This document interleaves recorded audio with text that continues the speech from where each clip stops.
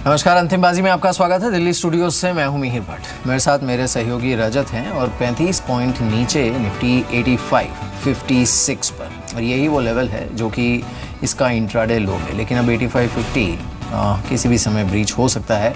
आज सुबह से वैसे भी देखिए जो ग्लोबल मार्केट के भी क्यूज़ हैं ना, वो उसमें ओवरहैंग नर्वसनेस का ही है, क्योंकि जैनेट येलेन का आज रात का बयान मायने रखता है ग्लोबल मार्केट्स के लिए। सुबह से अब तक ट्रेड में क्या हुआ है ये देख लेते हैं। रजत, बताइए। बिल्कुल, सितंबर सीरीज की शुरुआत बिल्कुल सॉफ्ट हुई है। ऊपरी स्तर पर दबाव एक्सपेक्टेड भी था, 8600 के ऊपर निकल नहीं पाए। लगातार गिरावट आज के सत्र में और दिन के निचले स्तर पे कामकाज करें। हालांकि अभी अगर पास्ट ट्रेंड देखें तो सितंबर सीरीज ने निराश नहीं किया निवेशकों को, लेकिन फिर भी बहुत स्ट्रॉन्ग स्ट्रेच में थे, वैल्यूएशन महंगी थी, उसका असर आता हुआ नजर आ रहा है।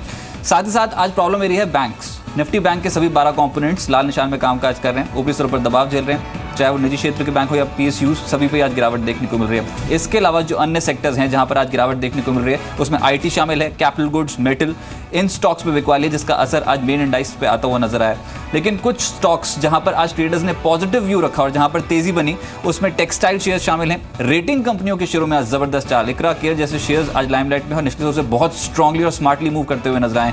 कुछ और शेयर्स जहां पर आज ट्रेडर्स ने ग्रिप बनाने की कोशिश की, उसमें एनर्जी स्टॉक्स, खासतौर से गैस स्टॉक्स, इसके अलावा एनबीएफसी, ऑटो शेयरों में निचले से पुल बैक विजिबल है। लेकिन मार्केट ब्रेथ वीक है और ऐसा एक्सपेक्टेड था कि सीरीज की शुरुआत थोड़ी सॉफ्टिश हो। लेकिन अब देखते हैं कि क्या आज के सत्र में 86-50 के लेवल के नीचे क्लोज होते हैं। अगर ऐसा होते हैं 85-50 के, माफ कीजिएगा, नीचे क्लोज होते हैं तो कहीं ना कहीं वीकनेस हो सकता है, अगले हफ्ते भी बढ़ती नजर आए। बिल्कुल, इस पर नज़र रखनी चाहिए। लेकिन कुछ एक स्टॉक्स जिस पर अच्छा रुझान देखने को मिल रहा है, इसमें गेल है, टाटा मोटर्स अभी भी करीब 1.5% ऊपर है। साथ ही बायोकॉन, इकरा और ट्राइडेंट, इन काउंटर्स पर अच्छा मूव देखने को मिला है। कुछ और स्टॉक्स जिस पर हम बातचीत करेंगे, इसमें टाटा केमिकल्स है, Century Textiles, LIC Housing Finance और विप्रो। इन पर विप्रो इनफैक्ट 0.3% नीचे अब है, और बैंक ऑफ बड़ौदा ये 2.5% नीचे 158 के आसपास ट्रेड करते हैं। कुछ और स्टॉक्स जहां पर आज ट्रेडिंग मोमेंटम काफी स्ट्रांग है, उसमें आईजीएल का शेयर शामिल है, 5% ऊपर है। बजाज इलेक्ट्रिकल्स, केयर जो मैं बात कर रहा था, रेटिंग एजेंसी, आज स्ट्रांगली मोमेंटम में 6% ऊपर। और जो टेक्सटाइल काउंटर्स है जैसे कि डॉनेर इंडस्ट्रीज, टिक जैम, ट्राइडेंट, यहाँ पर आज तेजी बन रही है। ऑयल काउंटर ट्यूबुलर, क्योंकि खबर ही पॉजिटिव थी तो 20% सर्किट लग गया। इसके अलावा बीपीएल, ये कल का क्लोजिंग स्टॉक था, फाइनल बेट, आज लगभग 14% ऊपर है। एरो ग्रेनाइट, V2 रिटेल जैसे स्टॉक्स में मोमेंटम बनता हुआ नजर आया। फिलिप्स कार्बन तेज है। और जो बैंकिंग सेक्टर में बात कर रहा हूँ, आज वो पिछड़ गया, चाहे वो निजी क्षेत्र के बैंक हो या फिर पीएसयू, दबाव झेल रहे हैं। येस बैंक फिलहाल 0.2% की गिरावट के साथ कामकाज कर रहा है। बिल्कुल, चलिए अब हमारे साथ हमारे जानकार जुड़े हैं, उनसे बात करते हैं। हमारे साथ राकेश बंसल इस समय मौजूद हैं, साथ ही अविनाश गोरखशेखर हमारे साथ वर्ली स्टूडियो से जुड़े हैं। शुक्रिया आप दोनों का इस बातचीत में शामिल होने के लिए। Thanks for joining us. Rakesh, पहले तो ये आज चलिए नर्वसनेस तो है मार्केट में, लेकिन जो रुझान है बाज़ार का, अब देखिए आज इंट्राडे चार्ट भी देखिए, कंसिस्टेंटली दबाव में आते हुए और अब 8550 ब्रीच होने की तैयारी में, क्या करेंगे? Good afternoon Mir. निफ्टी को देखें तो एक बड़ी रैली दिखाई है और ऊपरी स्तरों पे कंसोलिडेट हो रहा है। ऊपर में देखें तो निफ्टी के लिए स्पेसिफिकली 8700 एक स्ट्रॉन्ग रेजिस्टेंस बन के सामने आया। दूसरी तरफ 8470 नीचे में एक सपोर्ट है। मार्केट इस बैंड में ट्रेड कर रहा है। अब देखना ये है कि नीचे में निफ्टी 8500 को टेस्ट करता है कि नहीं करता है। अगर करता है तो 8470 की तरफ जाएगा। ओवरऑल ट्रेंड पूरा स्ट्रांग है। अगर मार्केट में कोई कमजोर कड़ी है तो as of now IT space है, चाहे वो इन्फोसिस हो, टीसीएस हो, विप्रो, यहाँ पे ट्रेंड वीक है। मार्केट का ट्रेंड क्लियरली काफी स्ट्रांग है। एज ऑफ नाउ मुझे लगता है स्टॉक स्पेसिफिक रणनीति अपनानी चाहिए इस समय। जैसे आप उदाहरण के तौर पे देखें, सेंचुरी टेक्सटाइल में एक बड़ा ब्रेकआउट 692 के ऊपर देखने को मिल रहा है। इस स्टॉक को बाय करना चाहिए। अभी रजत ने बीपीएल का नाम लिया, इसके अंदर एक मल्टी ईयर ब्रेकआउट देखने को मिल रहा है। 60 रुपए के लक्ष्य के लिए बीपीएल को बाय करना चाहिए।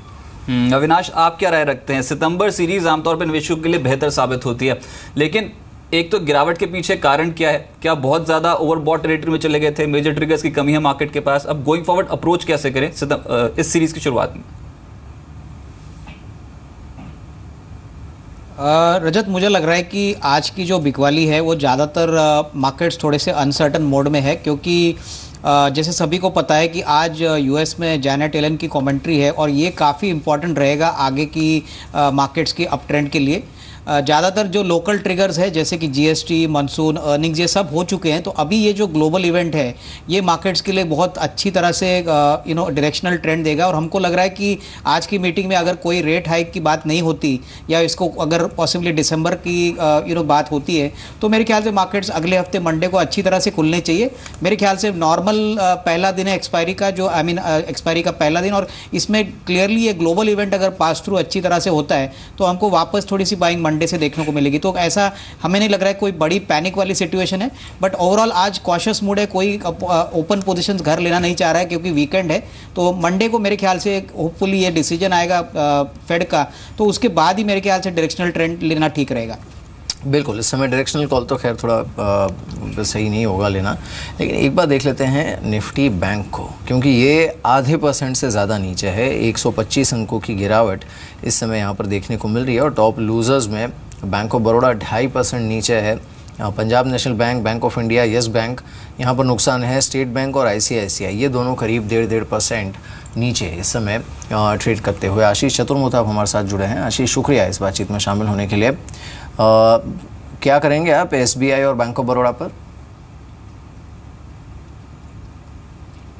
Good afternoon Mihir. देखिए बिल्कुल SBI के अंदर में एक स्ट्रांग अपमूव के बाद थोड़ा प्रॉफिट बुकिंग देखने को मिल रही है, बट देखिए जिस तरह का मूव एक्शन हमें देखने को मिला था, ऑलमोस्ट स्टॉक 200 से 260 के रेंज में बहुत स्पीड से आया था, तो उसका एक थोड़ा सा नीजक रिएक्शन है। मेरा मानना है स्टॉक थोड़ा और करेक्ट हो सकता है, शायद 235 के लेवल्स भी इसके अंदर देखने को मिले, बट 235 के आसपास मुझे लगता है SBI के अंदर में लॉन्ग पोजिशंस बनानी चाहिए, क्योंकि स्ट्रक्चरली मुझे लगता है एक पॉजिटिव स्टोरी इसके अंदर बन रही है और स्टॉक धीरे धीरे 280 290 के जोन को टेस्ट कर सकता है। तो अराउंड 235 के लेवल्स पे SBI के अंदर में मैं एक बाय रिकमेंड करूंगा। बैंक बड़ौदा अभी मैं अवॉइड करूंगा, तो मुझे लगता है पूरे PSU बास्केट में SBI जो है वो बेस्ट बेट नजर आ रहा है इस समय पे। आशीष जी, ये सीरीज की शुरुआत हुई है, रिलायंस कम्युनिकेशन देखिए आप 8% ओपन इंटरेस्ट में बिल्डअप से ज़्यादा ही इनफैक्ट, और स्टॉक में एकदम से 5-6% का मूव आ गया इंट्राडे बेसिस पे। टाटा कम्युनिकेशन 4% ऊपर है, 11% ओपन इंटरेस्ट बिल्डअप। ये टेलीकॉम स्टॉक सीरीज की शुरुआत में इतने एक्टिव क्यों? देखिए आरकॉम पे तो कुछ न्यूज़ है जिसके चलते ये एक्शन हमें देखने को मिल रहा है, और आज हम देख रहे हैं 8.5% का ओपन इंटरेस्ट में इजाफा है, प्राइस में 5% की बढ़त हमें देखने को मिली। स्टॉक काफ़ी समय से एक बैन पीरियड के अंदर में था, और जैसे ही आज बैन से निकला और इस पॉजिटिव न्यूज़ के चलते काफ़ी एक बाइंग एपेटाइट इसके अंदर बनती हुई नजर आ रही है। मुझे लगता है थोड़ा एक्शन बना रहेगा और 58 से लेकर 60 की रेंज इस स्टॉक के अंदर में टेस्ट हो सकती है। ऑन डाउन साइड 51-52 का एक पोजिशनल स्टॉप रख के आरकॉम के अंदर में लॉन्ग पोजीशन होल्ड रखी जा सकती है। जहां तक कि दूसरे टेलीकॉम स्टॉक की बात है, तो इसके अंदर मुझे लगता है आइडिया एक ऐसा स्टॉक है जहां पर पे क्लियरली एक वीकनेस हमें देखने को मिल रही है, और स्टॉक ने बहुत लंबे समय के बाद 100 की इस रेंज को ब्रेक किया है। तो मेरा मानना है कि ये कम से कम 88 से 90 के लेवल्स को टेस्ट कर सकता है। तो यहाँ पर एक तरीके का एक पेयर ट्रेड भी लिया जा सकता है जिसमें लॉन्ग आरकॉम, शॉर्ट आइडिया, ये स्ट्रैटेजी कुछ समय के लिए लगाई जा सकती है। बिल्कुल। चलिए इस बीच एक नज़र डालते हैं बायोकॉन पर। बायोकॉन आज हमने इनफैक्ट बातचीत भी की थी किरण मजुमदार शॉ से, और उनका ये कहना था कि करीब 5 से 6 और इनकी एप्लीकेशंस हैं जो ये मूव करने वाले हैं, और आज अच्छा इम्पैक्ट देखने को मिला है अकाउंट पे। एक बार सुन लेते हैं उन्होंने क्या कहा और फिर स्टॉक पर व्यू। माइलैंड और बायोकॉन मानते हैं कि ये बहुत ही बड़ा अपॉर्चुनिटी है, और first mover, early mover advantage होने से भी काफी फायदा हो सकता है ये प्रोडक्ट के लिए। This fiscal we expect to file at least 4 of our biosimilar filing, और इस फिस्कल में हम ये US FDA की फाइलिंग भी करेंगे ये ट्रास्टुजुमैब के लिए। हमने ऑलरेडी पेगफिल्ग्रास्टिन फाइल किया है ईमिया के साथ, और ग्लार्जीन और एडेलीमुमैब भी हमें इरादा है कि हम ये फिस्कल में फाइल करेंगे। We have announced that our biosimilar Glargine was approved in Mexico. हमें जापान में Glargine की अप्रूवल मिली है। हम Glargine almost 30 कंट्रीज में हम बेच रहे हैं at this point in time. And Trastuzumab भी हम मिडिल ईस्ट में बेच रहे हैं, और हम दूसरे मार्केट्स पे भी हम देखेंगे, if we are expecting approvals. So this is a very important product pipeline for us, and we are going to look at it as a global opportunity. All right. Rakesh, Biocon क्या सलाह होगी आपकी Biocon पर? देखिए Biocon एक नई territory में enter कर रहा है 894 के ऊपर। इसने एक नया ब्रेकआउट दिखाया था बट ऊपरी स्तरों पे सस्टेन नहीं कर पाया। कोई भी करेक्शन आए तो स्टॉक को बाय करके चलना चाहिए एंड मोस्ट इंपॉर्टेंट इसको शॉर्ट करने की कोशिश नहीं करनी चाहिए। अविनाश, ये पिछले सीरीज में फार्मा स्टॉक्स का प्रदर्शन इतना खास नहीं, खासतौर से दिग्गज फार्मा कंपनियों का, चाहे आप एफएनओ स्टैटिस्टिक्स भी देख लें, लेकिन अब बायोकॉन नए लेवल्स छू रहे हैं। इस पूरी स्पेस को कैसे अप्रोच करना चाहिए? क्या small cap mid cap ideas focus रखें या फिर बाजार की कोई दिग्गज कंपनी जो आपके रडार पर है? नहीं, मुझे लग रहा है कि रजत फार्मा सेक्टर में जो सिलेक्टेड काउंटर्स है, जैसे कि आपने बायोकॉन की बात की, हमको लग रहा है कि जो साल FY18 वाला साल आएगा वहाँ पे एक्सपेक्टेशन है कि 5 या 6 मॉलिक्यूल्स का मोनेटाइजेशन होगा। तो बायोकॉन में डेफिनेटली बाय ऑन डिक्लाइन की स्ट्रेटेजी रहेगी। और दूसरे जो छोटे फार्मा कंपनीज है जिसमें नैटको फार्मा हमको पसंद है, हमको लग रहा है कि नैटको फार्मा में रिसेंटली जो तेवा का जो कोर्ट रूलिंग आया है वो इनके लिए काफ़ी पॉजिटिव है। पॉसिबली सितंबर एंड तक फाइनल हियरिंग आएगी और यहाँ पे अपॉर्चुनिटी बड़ी है, करीबन 770-780 का लॉन्ग टर्म टारगेट है। तो यहाँ पे नजर रखें। बड़ी फार्मा कंपनीज में हमको सिर्फ क्लियरली टॉरेंट फार्मा पसंद है। मेरे ख्याल से यहाँ पे भी नतीजे काफ़ी अच्छे आए थे और यहाँ पे भी जो ड्रग मॉलिक्यूल बिल्टअप है वो शायद हमको FY17 के एंड में अच्छी तरह से देखने को मिलेगा।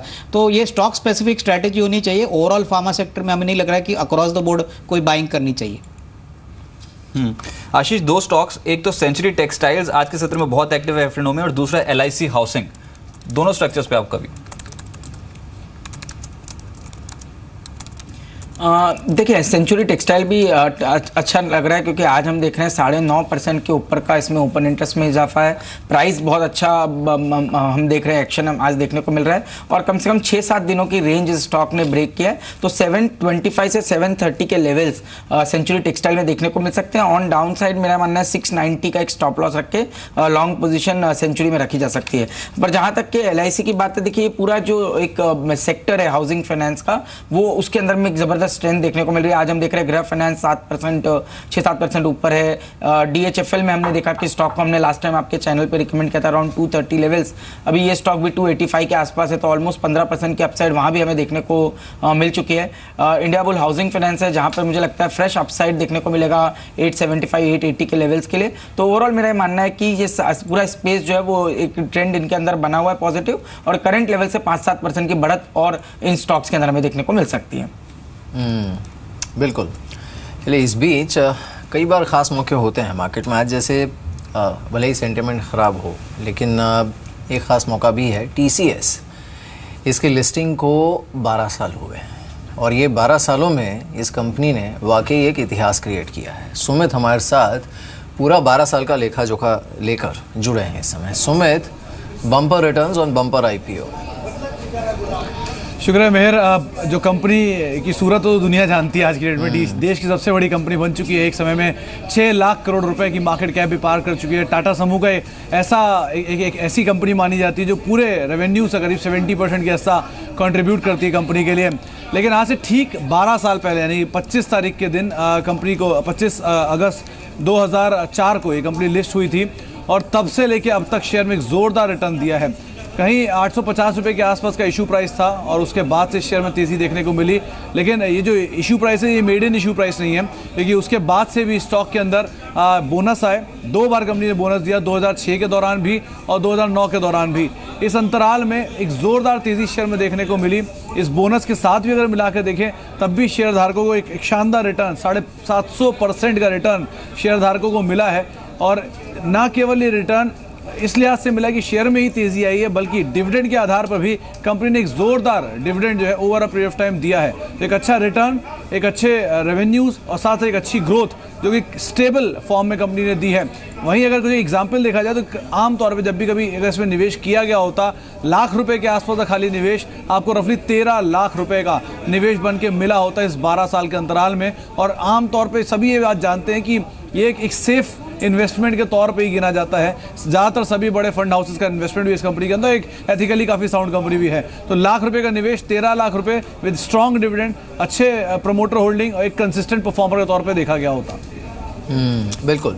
मुझे इनफैक्ट याद है TCS आई थिंक 2008 में या तब की बात है, मतलब इसकी लिस्टिंग के करीब 2 साल के बाद 4 साल के बाद यूरोप में, पोलैंड में, अब पोलैंड ऐसा डेस्टिनेशन है नहीं जहाँ पर बहुत ज़्यादा भारतीय जाते हैं, या फिर इंडियन डायस्पोरा भी उतना बड़ा नहीं है। मुझे याद है वहाँ पर उनके एयरपोर्ट पर मैंने इनका बहुत बड़ा होर्डिंग देखा था उस समय TCS का, और मुझे तब रियलाइज़ हुआ था कि इनकी ग्लोबल रीच कितनी बड़ी है, या फिर जो ग्लोबल जायंट जिसे हम अक्सर कहते हैं, उसमें ये वाकई इनकी ब्रांडिंग कितनी स्ट्रॉन्ग है TCS की। TCS पर आपका व्यू क्या है राकेश? देखिए, एज ऑफ नाउ IT पे व्यू नेगेटिव है मिहिर। एज अ डिस्क्लोजर आज मॉर्निंग में ही हमने 25-75 के अराउंड सितंबर सीरीज के फ्यूचर को बेचने की राय दी है, और as of now Infosys, Wipro, इन सब में एक नेगेटिव रुख है। इनको एज ऑफ नाउ अगर ट्रेडिंग का नज़रिया है तो अवॉइड करना चाहिए, लंबी अवधि का नज़रिया है तो आप बॉटम फिशिंग करें, वो एक अलग बात है। लेकिन आज इन्फोसिस भी कहीं ना कहीं सुर्खियों में था, वो इसलिए कि एनालिस्ट मीट थी और विशाल सिक्का साहब ने साफ तौर पे कुछ इंडिकेशन दी कि अब आने वाले समय के लिए एनवायरनमेंट जो है वो कहीं ना कहीं टफ बना हुआ है। ब्रेग्जिट की वजह से कुछ अनिश्चितताएं बनी हुई हैं। एक मेजर क्लाइंट ने साथ छोड़ा, इनफैक्ट यहाँ पर जो RBS के बीच जो डील रद्द हुई थी उसका कहीं ना कहीं एक बहुत नेगेटिव इंपैक्ट पड़ा। तो ऐसा कह नहीं सकते कि सिर्फ एक ही क्लाइंट है यूरोप में जिसने अभी डील रद्द की है। तो हो सकता है कि आने वाले समय के लिए कुछ और नेगेटिव न्यूज़ फ्लोज पूरे IT सेक्टर को डोमिनेट करें, लेकिन किसी भी कर्मचारी की छटनी नहीं की गई है। ये काफ़ी इंपॉर्टेंट एक ट्रिगर था, और साथ साथ दूसरी तिमाही बेहतर रहेगी पहली तिमाही से। तो ये इंपॉर्टेंट कुछ टेक अवेज थे जो आज की एनालिस्ट मीट से इन्फोसिस पे निकल के आए। लेकिन अविनाश, आपके पास मैं आऊँगा, सबसे पहले ये सुन लेते हैं कि विशाल सिक्का साहब ने एग्जैक्टली इस एनालिस्ट मीट में कहा क्या। If you look at some of the software areas like Mana or Scava or Edge, these will be, Sandeep will talk about this, these will be buffers or will give us the ability to guard against some of these structural or seasonal declines and so on. I mean, if you look at the upcoming Q3, and traditionally there are these furloughs and less number of working days and things like that, which is for a software guy, that is a kind of a strange concept, because in the software industry, that quarter is the one where the largest number of license sales happen. So over time we'll get there, but today the bulk of the business is the traditional business, and even though we have seen tremendous growth in the new areas, I mean, last quarter we saw more than 40% growth in the new areas quarter on quarter.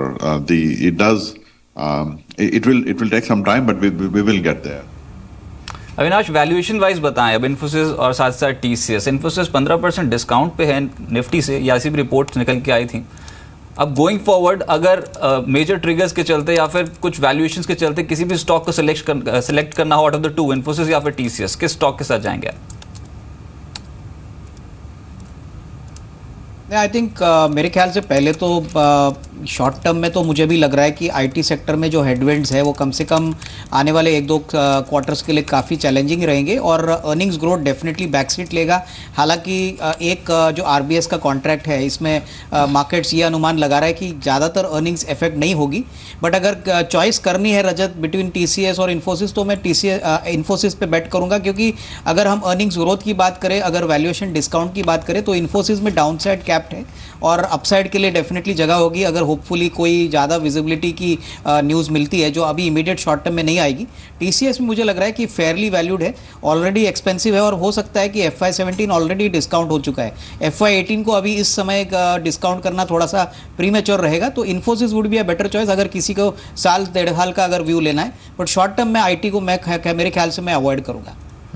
बिल्कुल, short term के लिए IT avoid. इस समय intraday लो पर Infosys trade करते हुए करीब 1.5% नीचे। कुछ और स्टॉक्स को देखते हैं, आज अच्छा रुझान जहां पर देखने को मिल रहा है।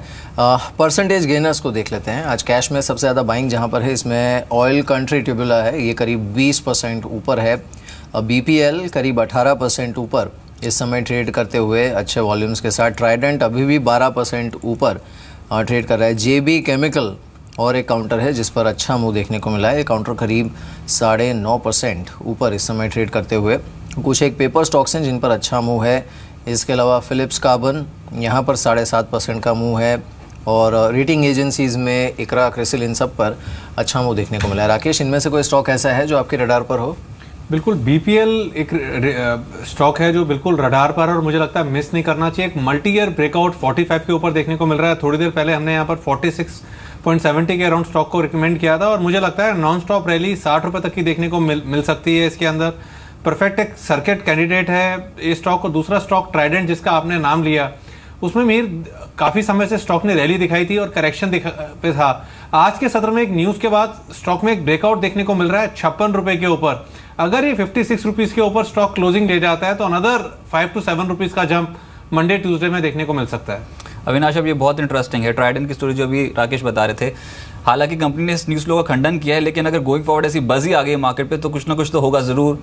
अगर ये जो टारगेट का कॉन्ट्रैक्ट वेल्सपन इंडिया से ऑब्वियसली अब उन्होंने रद्द कर दिया है। वेल्सपन इंडिया दिन के निचले स्तर पे 8%, आज भी लगातार 5वीं ट्रेडिंग सेक्शन में गिरावट है। ट्राइडेंट को मिल जाता है अगर ये कॉन्ट्रैक्ट तो बहुत स्ट्रॉन्ग रेवेन्यू जो है कंट्रीब्यूशन और आने वाले समय के लिए रेवेन्यू स्ट्रीम खुल जाएगी कंपनी के लिए।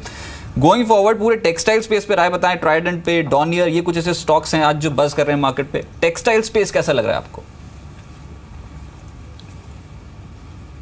मुझे लग रहा है पहली बात तो अगर टोटल अपना कॉन्ट्रैक्ट ट्राइडेंट को देता है तो डेफिनेटली मैं समझता हूँ ये काफ़ी बड़ा कॉन्ट्रैक्ट होगा और ट्राइडेंट को काफ़ी फ़ायदा होगा रजत, क्योंकि वेल्सपन का 10% रेवेन्यू टोटल से आता था और ये अगर रद्द करते हैं तो कम से कम क्वांटिटी टर्म्स में करीबन 700-800 करोड़ का ये जो कस्टमर है ये ट्राइडेंट को जाएगा। तो डेफिनेटली एक री-रेटिंग ट्राइडेंट में इन लेवल से भी देखने को मिलेगी। रही बात मेरे ख्याल से वेल्सपन में, तो यहाँ पे तो डाउनवर्ड सर्किट तब तक रहेगा जब तक क्लियरिटी मार्केट को नहीं रहेगी कि जब तक कहीं ना कहीं ऑडिट का क्या रिजल्ट आता है। और ओवरऑल टेक्सटाइल स्पेस में हमको लग रहा है कि ट्राइडेंट या अरविंद लिमिटेड जो इंटीग्रेटेड प्लेयर्स है यहाँ पे मेरे ख्याल से इन्वेस्टर्स को फोकस करना चाहिए, क्योंकि जिस प्रकार की फैसिलिटीज़ इंटीग्रेटेड प्लेयर्स के पास है, जिसके पास ब्रांड स्ट्रेंथ है, जहाँ पे ब्रांड का अपील है और जो ब्रांडेड गारमेंटिंग बिजनेस है, वहाँ पे हमको लग रहा है कि निवेश करने का मौका ज़रूर करना चाहिए।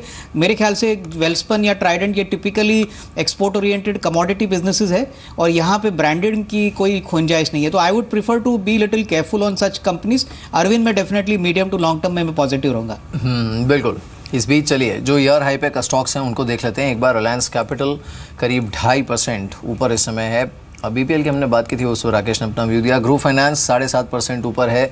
सूर्या रोशनी और एक काउंटर है जो कि इस समय अपने हाई पर ट्रेड कर रहा है। साथ ही IGL, LIC Housing finance, Kotak Mahindra bank पर नया हाई हिट हुआ है। इसके अलावा JB केमिकल और ट्रेंड ये नए हाई पे हैं। टाटा कम्युनिकेशंस, आशापुरा, बेनानी, वोल्टास ये कुछ काउंटर्स हैं जो कि नए हाई पे हैं। Even VST industries and Tata chemical ये अच्छा मूव इस समय देते हुए। इसमें ग्रुप फाइनेंस और LIC हाउसिंग फाइनेंस, इस पर राकेश आपका व्यू क्या है? देखिए व्यू मीर एकदम पॉजिटिव है। दोनों का टेक्निकल स्ट्रक्चर काफ़ी अच्छा है। थोड़ी देर पहले आशीष भी बता रहे थे, एंटायर हाउसिंग जो स्पेस है काफ़ी अच्छा लग रहा है। ग्रुप के अंदर ऑलरेडी एक अच्छी रैली हमने देखी है और आज एक बड़ा इजाफा देखने को मिल रहा है। किसी के पास पोजीशन है तो होल्ड करे। LIC हाउसिंग का भी टेक्निकल स्ट्रक्चर अच्छा है। इनफैक्ट हमने नीचे में रिकमेंड करा था और मौजूदा स्तरों पर हमने प्रॉफिट बुकिंग की राय दी थी। मुझे लगता है हाउसिंग फाइनेंस में अगर कुछ बाय करना है मौजूदा स्तरों पे तो इंडिया बुल हाउसिंग फाइनेंस पे नज़र रखनी चाहिए। एक मोमेंटम काउंटर है और काफ़ी समय से अगर आप देखें पिछले 15-20 दिनों से ये स्टॉक LIC और दीवान हाउसिंग को अंडर परफॉर्म कर रहा है और मुझे लगता है अगले 10 से 12 दिन में ये कैचअप करने की कोशिश करेगा। और दूसरा हाउसिंग फाइनेंस के अंदर HDFC पर नज़र रखनी चाहिए। ये स्टॉक कंसोलिडेट कर रहा है, 1400 को तोड़ने के लिए एक बेस बना रहा है, निचले स्तरों पे एक्यूमुलेट करें और मुझे लगता है सितंबर सीरीज में स्टॉक 1400 के स्तरों को तोड़ेगा और जैसे ही 1400 के लेवल्स देखने को मिले टूटते हुए देखने को मिलेंगे तब 50 to 70 रुपीज़ का जंप ऊपर में देखने को मिलेगा। तो हाउसिंग फाइनेंस में इंडिया बुल हाउसिंग फाइनेंस और HDFC को मौजूदा स्तरों पर बाय करना चाहिए। जी बिल्कुल। और इनफैक्ट राकेश जो आपने इस शो की शुरुआत में बोला था सेंचुरी टेक्सटाइल एक स्टॉक, उसको मैं ट्रैक कर रहा हूँ जब से आपने बोला उसके बाद से बहुत स्ट्रॉन्गली एक्यूमुलेशन और दिन के उच्चतम स्तर पे अब सेंचुरी टेक्सटाइल्स पहुँच चुका है। लेकिन अब बात करते हैं ऑटो सेक्टर की। वहाँ पर बहुत इंटरेस्टिंग खबर है, आपकी ट्रक या ट्रैक्टर कहाँ है, कहीं आपका ड्राइवर उसका गलत इस्तेमाल तो नहीं कर रहा। इसकी मॉनिटरिंग के लिए महिंद्रा की टेक्नोलॉजी लॉन्च की है। इस टेक्नोलॉजी की खासियत ये है कि इस पर टेक्नोलॉजी की बात यह है कि ऑब्वियसली एक ट्रैकिंग सिस्टम है, ऑनलाइन ट्रैकिंग सिस्टम जो कि आपकी ऑटो में ट्रक्स में इम्प्लीमेंट होगा। इस पर बात की जी मीडिया संवाददाता सिल्की सिंह ने कंपनी के एग्जीक्यूटिव डायरेक्टर पवन गोयंका से, सुनते हैं उनको।